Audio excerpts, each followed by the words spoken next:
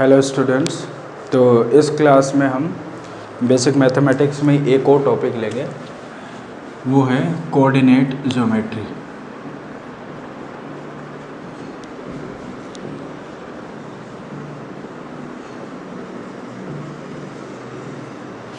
ठीक है, तो कोऑर्डिनेट ज्योमेट्री में हम क्या पढ़ेंगे। देखो, ये होता है एक तरीके से लोकेशन से रिलेटेड है थोड़ा सा। जैसे कि मैं शुरुआत करता हूँ, इसमें तुम लोगों ने नाम सुना होगा X axis and Y axis. फिर अपन कोऑर्डिनेट्स की बात करते हैं ना, 2,3 जैसे कोई पॉइंट है तो उसको रिप्रेजेंट करना है, कहाँ पे शो करना है, इस तरीके की बात हो। तो ये इन सब की नेसेसरी क्यों पड़ रही है। अगर मैं देखो डेली लाइफ से अपन उस चीज़ को थोड़ा सा जोड़ के देखें तो ये सेम वैसे ही है।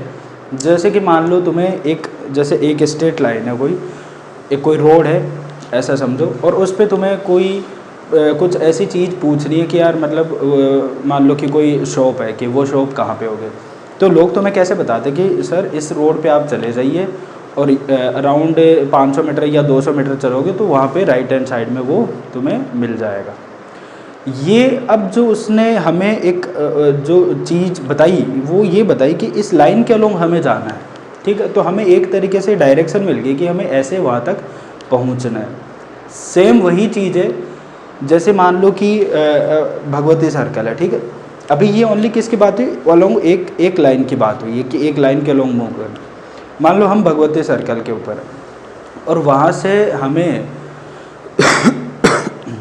ये पूछ लिया कि भाई किसी ने कि विद्याधीश कहाँ पे है ना, तो हम उसको क्या बताएंगे कि भगवती सर्कल से आप आगे चले जाइए, अराउंड 500 मीटर आगे जाएंगे आप, तो आपको लेफ़्ट साइड में और चलना पड़ेगा। तो अब हमें क्या हुआ, एक लाइन की बजाय हमें डायरेक्शन चेंज करनी पड़ रही है। डायरेक्शन किधर चेंज करनी पड़ रही है, लेफ़्ट के साइड अराउंड 100 मीटर के अराउंड या और थोड़ा सा ज़्यादा मान लो, इतना हमें और चलना पड़ेगा। ठीक है, तो ये एक तरीके से ट्रेडमार्क जो हम बताते हैं कि जैसे ट्रेडमार्क अपने लिए क्या है, भगवती सर्कल है, वहाँ से हमारी लोकेशन कहाँ पे जाना, विद्याधीश जाना। इवन अगर फिर हम ये दो डायरेक्शन आ गई, मतलब एक्स एक्सिस भी आ गया और वाई एक्सिस भी आ गया, दो डायरेक्शन में बात कर ली ना हमने कि एक लाइन के लोग फिर वापस से मूव करना है उधर। ऐसे ही फिर मान लो कि हमें वो ऐसे फ्लोर पूछ ले।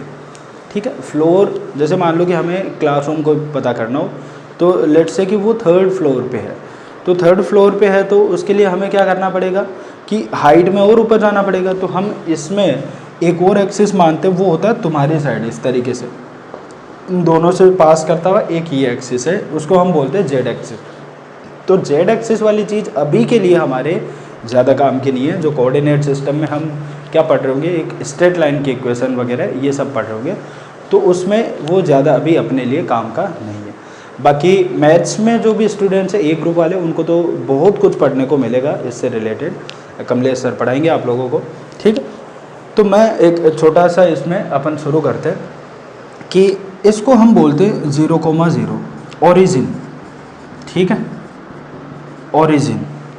तो ओरिजिन ये कहीं पे बना हुआ नहीं है कि भाई यहाँ पे पर्टिकुलर पूरे वर्ल्ड में ये पॉइंट है जहाँ पे ओरिजिन है। ये हम बनाते हैं अपने सहूलियत के हिसाब से।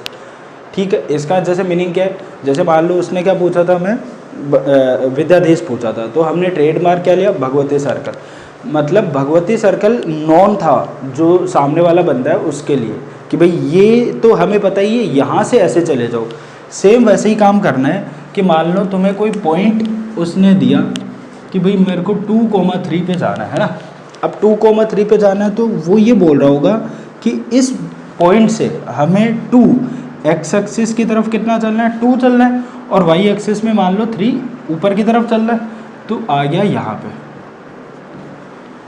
ठीक है, तो ये है जो भी मतलब कोऑर्डिनेट पे इस तरीके से पहुँचना है। समझ भाई कि इस पॉइंट से हम आगे बढ़े, एक्स में आगे बढ़े 2 एंड वाई में 3 यूनिट्स आगे बढ़ गया।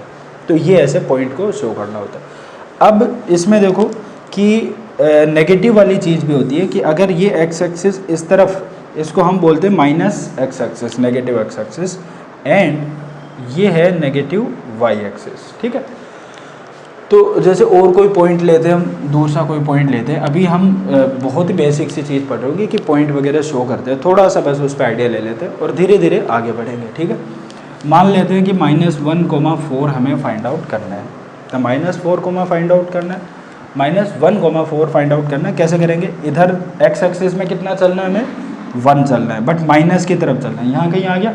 फिर हमें ऊपर जाना है, ऊपर कितना जाना है, y एक्सिस में 4 ऊपर जाना है, तो यहाँ ये पॉइंट हम बता सकते हैं कि इधर मिलेगा हमें ये पॉइंट। ठीक है, और एक पॉइंट ले लेते, 4, -2 और पॉइंट ले लेते हैं थोड़े, 0,2 -3, -0 -2, -4 कई पॉइंट्स हमने ले लिए। हम ओनली थोड़ा सा शो करना सीखेंगे, हालांकि 10th में शायद तुम लोगों ने सीख लिया है, कोई बात नहीं, रिवीजन हो जाएगा।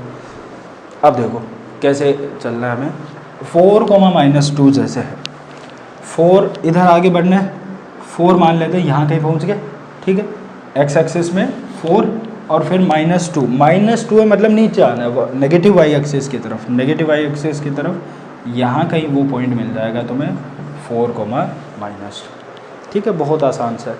फिर जैसे और देखो 0,2, अब 0,2 है वो तो x एक्सिस में, तो हमें इधर चलेंगे तो कुछ ना कुछ मिलेगा, इधर भी चलेंगे तो नेगेटिव में कुछ मिलेगा। 0 तो ओनली इस लाइन पे होगा ना, इस लाइन पे होगा 0, तो 0,2, 0 तो यहाँ पे ही हो गया, और 2 y में इसमें आगे बढ़ना है 2, तो यहाँ पे वो पॉइंट हमें मिल गया 0,2। ऐसे ही है -3,0, -3 तो इधर आओ, यहाँ -3 पहुँच गए, और -0 मतलब y एक्सिस में हमें ऊपर नीचे कहीं पे नहीं जाना है, तो ये पॉइंट हो गया -3,0 और -2,4, -2 यहाँ के बीच में -2 आया, फिर है -4 तो नीचे मिलेगा। ऐसे रेंडमली अपन बता रहे हैं, एक आइडिया लेके कि यहाँ कहीं वो पॉइंट हमें मिलेगा। तो ये बेसिक सा हमारा नॉलेज हो गया पॉइंट्स को लेके।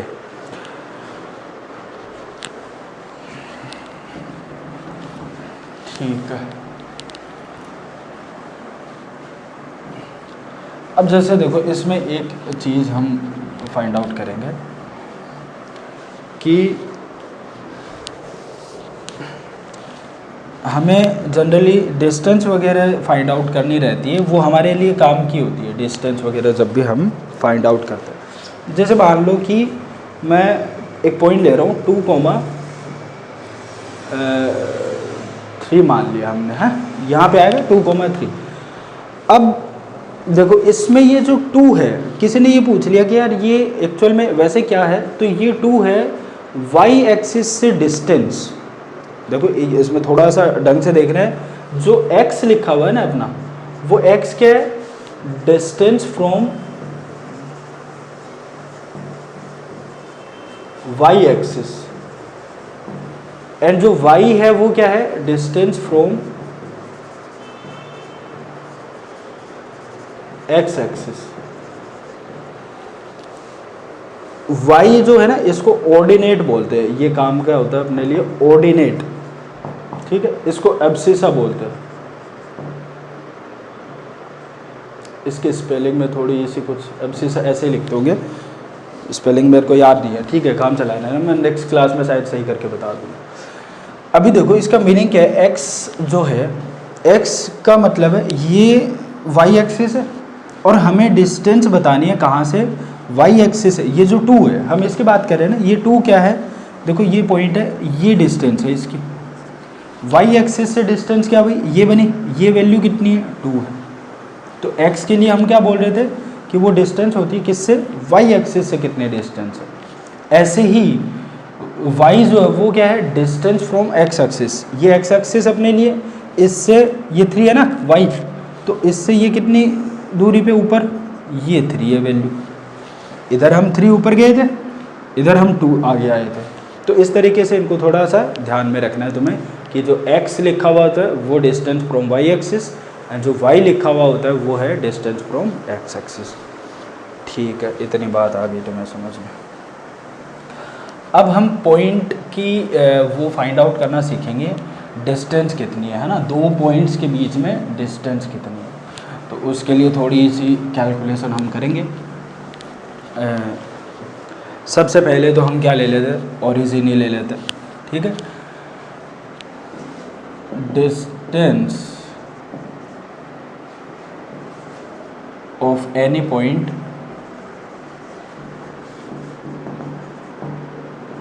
कोई पॉइंट है x, y फ्रॉम ओरिजिन। क्या कैलकुलेट कर रहे हैं? डिस्टेंस फाइंड आउट हमें करनी है ओरिजिन की, किसी भी पॉइंट की डिस्टेंस ओरिजिन से कितना है। तो ये y है, ये x है, ठीक है। अब देखो, जैसे मान लो कि ये तो ओरिजिन है ही सही, दोनों y एक्सिस और इसका x एक्सिस का इंटरसेक्शन पॉइंट, एंड हमने कोई पॉइंट मान लिया x, y मान लेते हैं यहाँ पे है कहीं, ठीक है। अब देखो मेरे को ये बताओ, ये वाली डिस्टेंस कितनी है? ये है x, एंड ये वाली डिस्टेंस ये कितनी है? ये ऊपर जा रहा है, ये है y। हमें क्या फाइंड आउट करना है? हमें फाइंड आउट करना है ये डिस्टेंस कितनी है।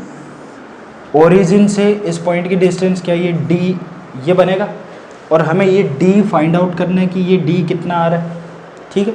ठीक है, इसमें कोई दिक्कत नहीं है। तुम्हें क्या लगाना है? ये देखो राइट एंगल ट्राइंगल है, इसमें तुम्हें अप्लाई करना है पाइथागोरस। तो पाइथागोरस थ्योरम जो है अप्लाई करो, D square is equal to आ गया X square plus Y square. तो ये d की वैल्यू आ गई कितनी? Root X square plus Y square. ठीक है, बहुत आसान है, समझ में आया तुम्हें? Root X square plus Y square. अब इसमें आगे लेते हैं, जैसे मान लो इस पे एक एग्जांपल ले लेते हैं छोटा सा, ठीक है। तुम्हें फाइंड आउट करना है, एग्जांपल ले लेते हैं, डिस्टेंस ऑफ पॉइंट हम ले लेते हैं -2, 3। इसकी हमें डिस्टेंस बताना है ओरिजिन से। तो फाइंड आउट करो क्या आएगी? हम क्या लिखेंगे? d is equal to root -2 का स्क्वायर प्लस 3 का स्क्वायर, कितना आ गया? Root 4 plus 9, that is root 13। ये अपना आंसर है, ठीक है। तो इस तरीके की छोटी सी कैलकुलेशन है, बिल्कुल आसान है, कोई दिक्कत वाली बात नहीं है इसमें। अब हम लेते हैं डिस्टेंस बिटवीन 2 पॉइंट्स। अब देखो ओरिजिन भी पॉइंट ही था, बट ओरिजिन में थोड़ी कैलकुलेशन आसान हो जाती है।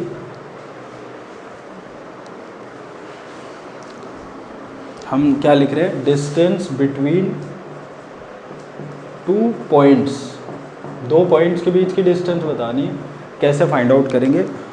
इसको रफ कर देते हैं। अब देखो क्या करना है।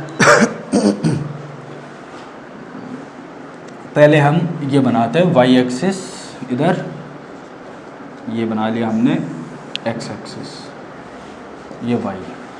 एक पॉइंट हम मान लेते हैं x1 y1, और दूसरा पॉइंट हम मान लेते हैं x2 y2। मान लेते हैं x1 y1 यहाँ है, x1 y1, ठीक है।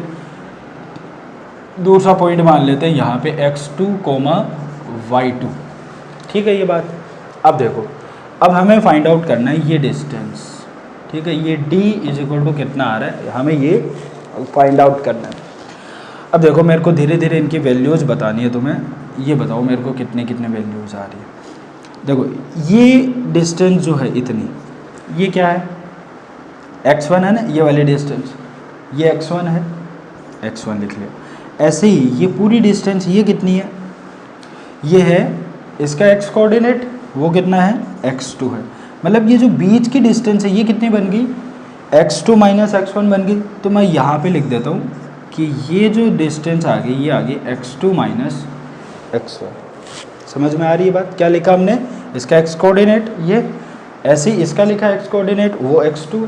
दोनों का जो डिफरेंस होगा वो क्या? ये बीच की डिस्टेंस बनेगी। सेम उसी तरीके से देखो इधर y में देख लो, यहाँ तक कि ये जो डिस्टेंस है ये किसका y कोऑर्डिनेट है? इस पॉइंट का। कितनी दूरी है ये? y1, ये y1 थी। ऐसे ही ये पूरी जो डिस्टेंस है वो क्या है? वो है y2। तो ये जो बीच की ये इतनी डिस्टेंस है वो क्या बन गई है? यहाँ पे आएगी वो क्या लिखा हुआ है? y2 minus y1। अब देखो इस ट्राइंगल में तुम्हें क्या लगाना है? पाइथागोरस लगाना है। पाइथागोरस लगा देते हैं हम। तो क्या लिखेंगे? D square is equal to इसका स्क्वायर प्लस इसका स्क्वायर लिखना है, तो लिखो x2 माइनस x1 का square plus y2 minus y1 का स्क्वायर। d को हम रूट बना लेते हैं, दोनों साइड रूट लेते हैं, तो ये आ गया x2 माइनस x1 का square plus y2 minus y1 का स्क्वायर। ये बन गया हमारे लिए। ठीक है, अब हम 2 पॉइंट्स लेते हैं और 2 पॉइंट्स की मदद से हम उनके बीच की डिस्टेंस निकालना एक क्वेश्चन कर लेते हैं इसका।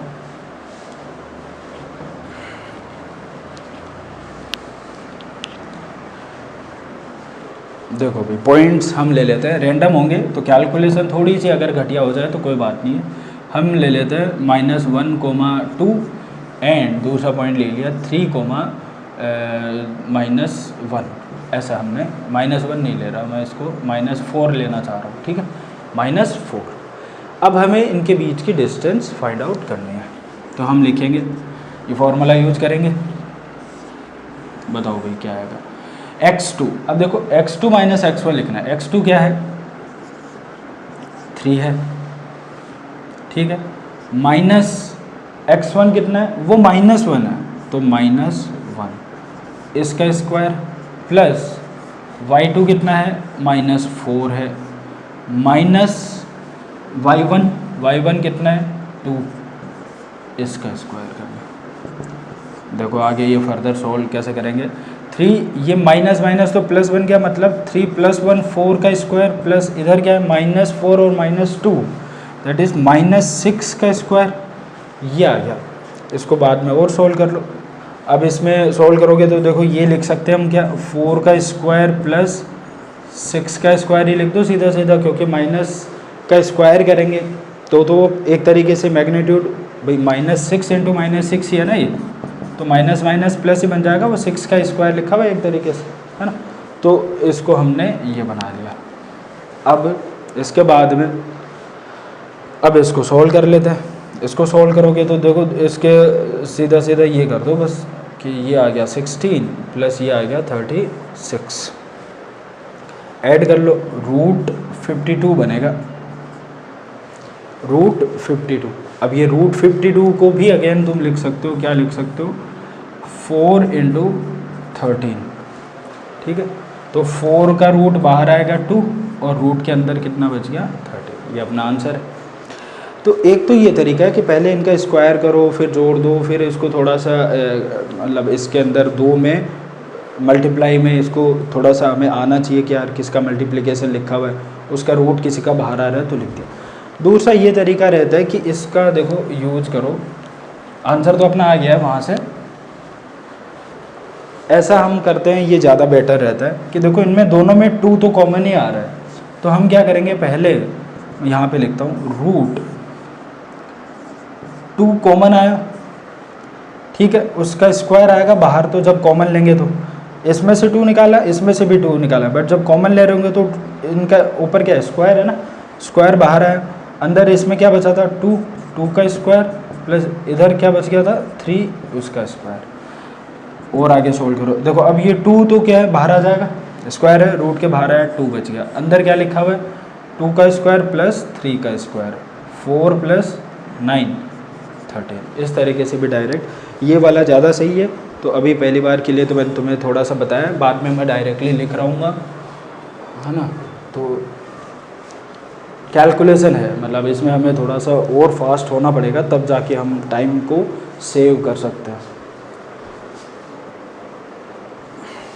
ठीक है, यहाँ तक भी कंप्लीटेड है अपना। अब हम आते हैं स्ट्रेट लाइन की इक्वेशन पे। तो स्ट्रेट लाइन लिख देता हूँ मैं अभी के लिए।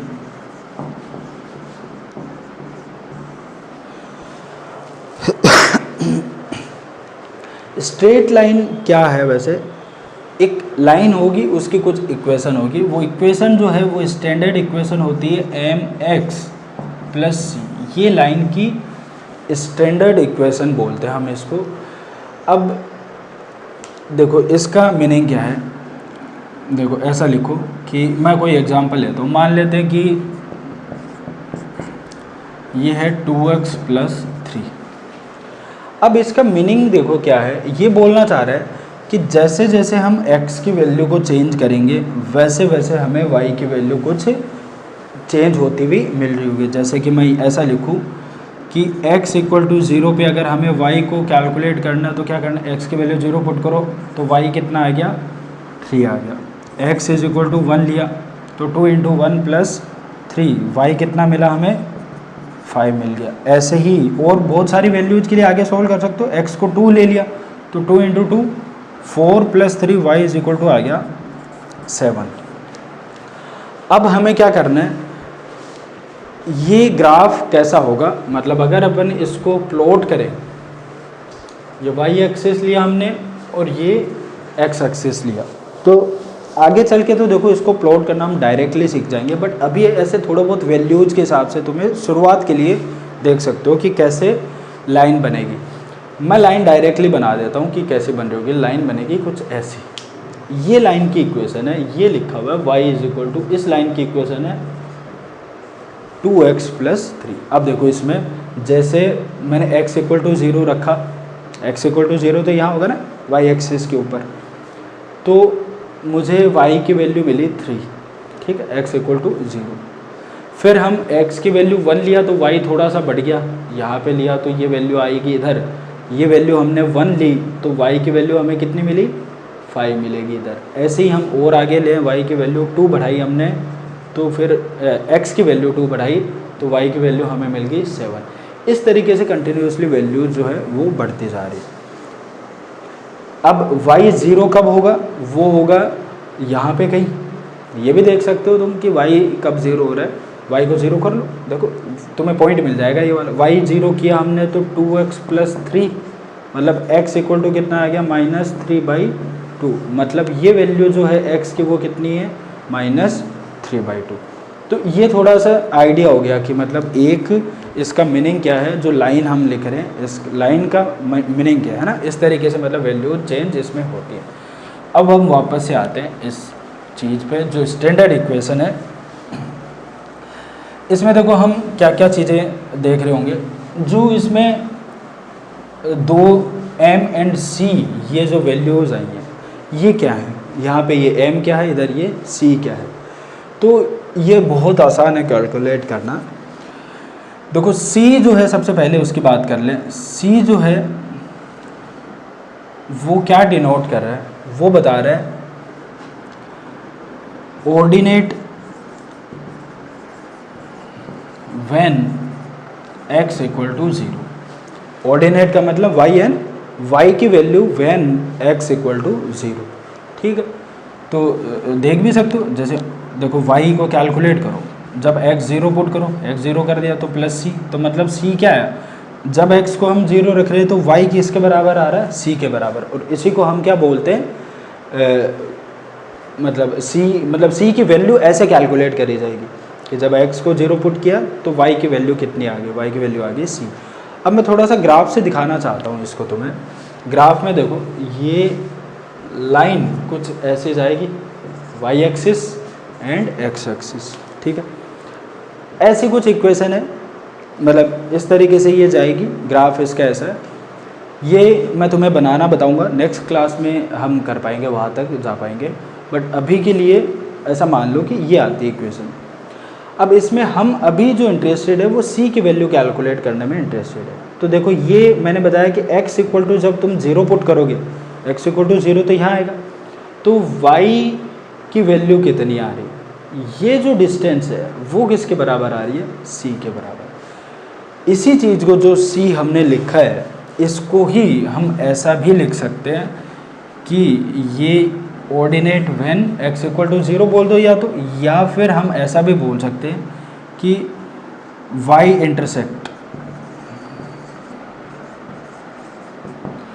इंटरसेक्ट का मतलब क्या है, y एक्सिस को लाइन ने कहाँ पे काट दिया, ठीक है, लाइन ने यहाँ पे काटा है, y एक्सिस को लाइन ने कहाँ पे कट किया, यहाँ पे कट किया। तो जो ये ओरिजिन से इसकी डिस्टेंस बच गई, इसको हम बोलते हैं y इंटरसेक्ट, ठीक है। तो y इंटरसेक्ट जो है वो क्या है, वो c की वैल्यू बता देगा। तो c हमें फाइंड आउट करना हमें मिल गया है, ठीक है। अच्छा, अब c की वैल्यू पॉजिटिव या नेगेटिव देखो कब आएगी। मतलब ऐसी लाइन ऊपर से कट करके गई है, तो ऊपर कट किया है y को, मतलब c की वैल्यू पॉजिटिव आएगी। मान लो ऐसे कोई लाइन जा रही इधर से ये, तो इसमें भी ऊपर कट कर गया तो मतलब c की वैल्यू आएगी नेगेटिव।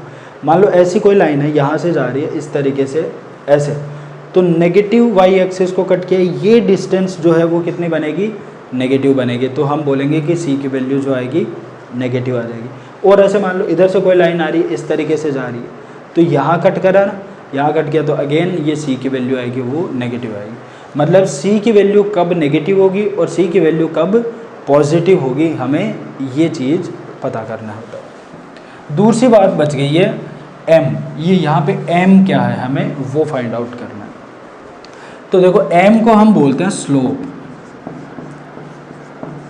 ठीक है, स्लोप इसको बोलते हैं। और ये फाइंड आउट कैसे करते हैं हम लिखते हैं tan थीटा, ठीक है। अब tan थीटा तो हम लिख लेंगे, अगर हमें कोई थीटा बता दे कि ये थीटा क्या है, तो ये जो थीटा है वो है angle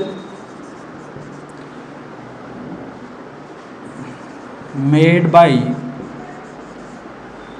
line and x axis.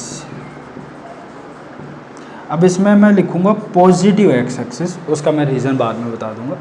देखो एंगल मतलब एक तरीके से तुम्हें ये एक्स एक्सिस है इसके बीच में, और जो ये लाइन है इनके बीच का एंगल चाहिए। अगर ये हमें एंगल मिल गया थीटा, तो हम उसका tan ले लेंगे और हम फिर क्या बता देंगे कि भाई स्लोप इतनी है, ठीक है। अब ये थीटा में देखो, जैसे अभी तो हम इस तरीके से इसको लिख लिया पॉजिटिव एक्स एक्सिस के साथ में कितना है, बट कई बार क्या करते हैं, हमने एंगल मेज़र किया है इस पॉजिटिव एक्स एक्सिस से लाइन का, बट कुछ लोग क्या करते हैं, जैसे एंगल हमें मान लो इतना ही बोलता वो कि एक्स एक्सिस और इस लाइन के बीच का एंगल लेना है यहाँ पे थीटा, तो हम ये वाला एंगल भी ले सकते थे। क्या समझ में आ रही है तुम्हें बात? ये वाला एंगल भी तो इनके बीच का ही एंगल, बट ये एंगल हम नहीं लेंगे। वो एंगल क्यों नहीं ले रहे? क्योंकि ये हम इधर नेगेटिव एक्स एक्सिस की तरफ से एंगल मेज़र करें, जबकि हमें एंगल मेज़र करना होता है आगे की तरफ पॉजिटिव एक्सिस, उधर से एंगल मेज़र करना है, ठीक है। तो एक तरीके से ऐसा समझ सकते हो, ये वाला गलत है, ये वाला सही है, ठीक है। तो एंटी क्लॉकवाइज जो एंगल मेज़र होगा उसको हम सही मानेंगे, वो हमारे लिए स्लोप बताएगा, ठीक है। अब ये नेगेटिव कब बनेगा और पॉजिटिव कब बनेगा वो भी हम देख सकते हैं। देखो tan थीटा आ गया, अब tan थीटा मेरे को ये बताओ कि ये स्लोप पॉजिटिव कब होगी? स्लोप पॉजिटिव जब होगी जब ये थीटा की वैल्यू 0 से 90 के बीच में हो, क्योंकि फर्स्ट क्वाड्रेंट हो गया। थीटा की वैल्यू जब 0 से 90 के बीच में होगा तो tan की वैल्यू क्या होगी? पॉजिटिव होगी। tan की वैल्यू पॉजिटिव होगी, इसका मतलब स्लोप पॉजिटिव आ गया। बट हो सकता है ये थीटा 90 से ज़्यादा हो, 90 से ज़्यादा हो गया तो सेकंड क्वाड्रेंट में पहुंचेगा वो, सेकंड क्वाड्रेंट में tan थीटा की वैल्यू नेगेटिव मिलेगी, नेगेटिव मिलेगी तो स्लोप यहाँ पे नेगेटिव आएगा, ठीक है। ये इतनी सी चीज़ है। तो ये बनाना सीख लेते हैं एक बार कि कौन सी वैल्यूज़ पॉजिटिव आएंगी और कौन सी वैल्यूज़ नेगेटिव आएंगी। बस इतना सा काम है आज के लिए, फिर बाद में आके नेक्स्ट क्लास में पढ़ूँगा। देखो मैं 4 ऑप्शंस, 4 केस ले रहा हूँ। एक केस लाइन बनाएंगे अपन, ये पहला केस है y axis and x axis, ठीक है। ये है सेकंड केस,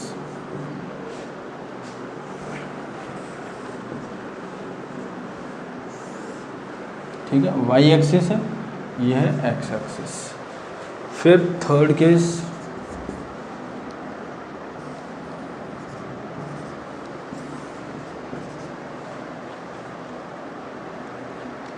ठीक है, ऐसे मान लिया।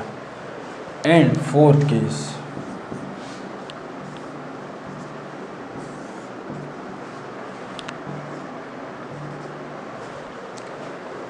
ये हो गया और एक ये बच गया। मान लो ये लाइन हमें दे रखी है, पहले वाले में लाइन ये, दूसरे वाले में third one and fourth one.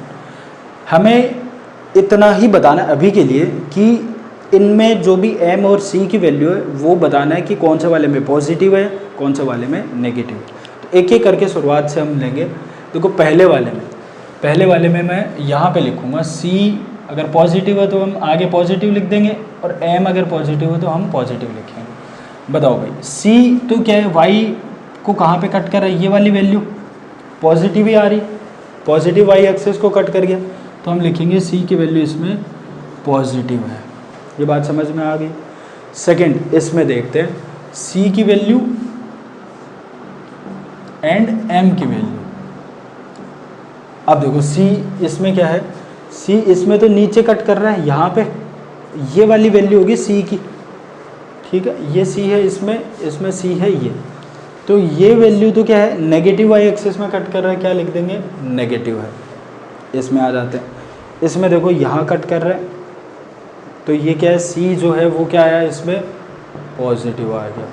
And fourth one बच गया, इसमें बताओ, इसमें c की वैल्यू है नेगेटिव, नेगेटिव में कट कर रहा है तो c इसमें क्या आ गया नेगेटिव। अभी m बताना बाकी है सबके लिए। m के लिए हम क्या करेंगे, थीटा से जाएंगे। थीटा हमें देखो, अब थीटा ढंग से मेज़र करना है, हमें क्या करना है एंटी क्लॉकवाइज थीटा मेज़र करना है, या फिर ऐसे बोल सकते हैं कि जिधर पॉजिटिव एक्स एक्सिस से एंगल हमें मेज़र करना शुरू करना है। तो इसमें एंगल कैसे मेज़र करेंगे, ये इस तरफ पॉजिटिव एक्स एक्सिस, ये वाला एंगल हमें देखना है। तो ये एंगल तो दिख रहा है 90 से कम है ना, इस तरीके से स्लोप 90, तो ये होता, अगर लाइन ऐसे होती तो फिर ये एंगल कितना होता 90 डिग्री। अभी के लिए एंगल कितना है 90 से कम है, 90 से कम है मतलब स्लोप क्या होगी पॉजिटिव होगी, ठीक है। दूसरे वाले केस में देखते हैं, इसमें भी इसमें एंगल देखना है हमें, ये एंगल मेज़र किया पॉजिटिव एक्स एक्सिस से लाइन का एंगल, तो ये थीटा है, ये भी क्या आ गया 90 से कम है मतलब स्लोप पॉजिटिव आ गया। यहाँ पे देखते हैं, अब इसमें एंगल कैसे मेज़र करेंगे, ये है पॉजिटिव एक्स एक्सिस, इससे इधर मेज़र करना है थीटा, तो ये स्लोप कैसा आया 90 से ज़्यादा दिख रहा है, 90 से इस बार ज़्यादा है, वर्टिकल लाइन होती है एकदम वो 90 होता है, उससे आगे बढ़ गया, तो मतलब सेकंड क्वाड्रेंट, ये एंगल जो है 90 से ज़्यादा है और 180 से कम है, तो ये क्या आएगा सेकंड क्वाड्रेंट में tan नेगेटिव मतलब स्लोप नेगेटिव। सेम यहाँ पे वो ऐसा ही केस है, ये वाली चीज़ हमें मेज़र करनी है थीटा, तो ये आ गया अगेन 90 डिग्री से ज़्यादा मतलब tan थीटा नेगेटिव मतलब स्लोप नेगेटिव। तो ये है आज के लिए इतना सा, हमने बेसिक सा हमें स्ट्रेट लाइन पे इक्वेशंस लिखना है। तो इसके इक्वेशंस कैसे आते हैं, जैसे मान लो कई बार ऐसे पूछ ले, तो अभी जेई में ही आया था 2016 में ऐसा क्वेश्चन आया था कि एक बॉल है जिसको ऊपर फेंक दिया था, तो अब वो वेलोसिटी उसकी जो आ रही है उसकी इक्वेशन बनानी थी हमें टाइम के साथ में, तो ऐसा ही कोई ग्राफ हमें फाइंड आउट करना था और उसमें 4 ग्राफ गिवन थे और हमें उस पर टिक करना था। आज के लिए इतना काफ़ी है, फिर नेक्स्ट क्लास में इसकी इक्वेशन को और आगे बढ़ाते हैं।